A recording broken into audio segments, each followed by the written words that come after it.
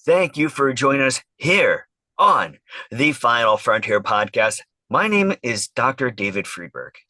And my name is Dr. Emily Gerby. Today, we're going to be covering a practice question involving different types of fatigue, specifically peripheral and central fatigue. All right, it's question time. A patient with multiple sclerosis reports progressive fatigue during activity that does not fully recover with rest. Which type of fatigue does this represent? Is it option A, peripheral fatigue? Option B, central fatigue? Option C, cardiopulmonary fatigue? Or is it option D, musculoskeletal fatigue? All right, as always, warriors, let's dive right into each of those option choices. Now, remember for this question, our patient has a history of multiple sclerosis, and they report progressive fatigue during exercise that does not fully recover with rest. Those are the key things we want to remember, right? Diagnosis of MS with progressive fatigue during activity, which does not recover with rest. All right, first up, we have option A, peripheral fatigue. Now, peripheral fatigue occurs when the neuromuscular junction or muscle fibers are the primary problem.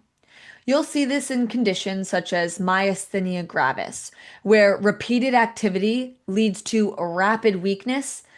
However, that rapid weakness will improve with rest. So, is that the case for this question? No, right? Because our patient does not recover with rest. So, we can eliminate option A. Peripheral fatigue would have rapid weakness with activity, but we would see improvement with rest. So, let's cross off option A. Which brings us to option B, central fatigue.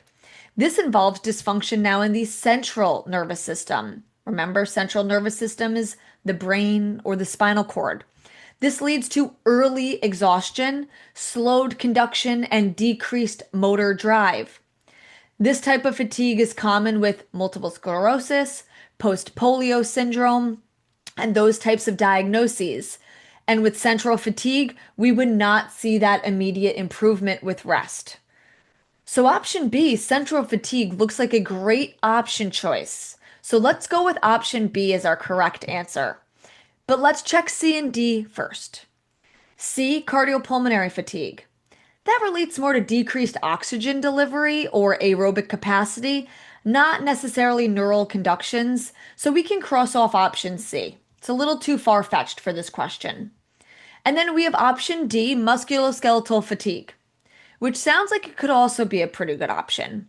But the reason musculoskeletal fatigue is not the correct answer here is because that's more about local muscle soreness and depletion, and often temporary after high resistance activities. Again, that would be more of a localized muscle soreness. This patient is reporting just progressive fatigue during exercise, not mentioning specific muscular areas or regions of the body.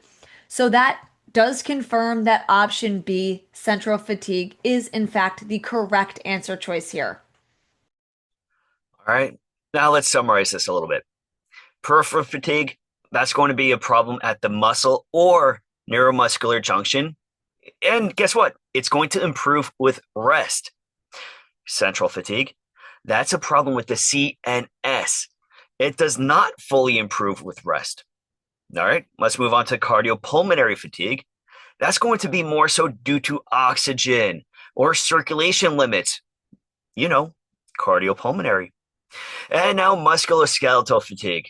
That's going to be something that's temporary, exercise induced soreness. I know many of us exercising, you may feel this too. But guess what? Clinically, this matters because your exercise prescription changes. For central fatigue, something like MS, use intervals and frequent rest. For peripheral fatigue, something like myasthenia gravis, you're going to use short bouts and avoid overexertion before neuromuscular transmission fails. All right, so a little boards prep takeaway, right? If we notice our patient has improvement with rest, if rest helps, it's peripheral. If rest doesn't fix the issue, it's central. That distinction is a high yield concept, both for patient safety as well as exam success.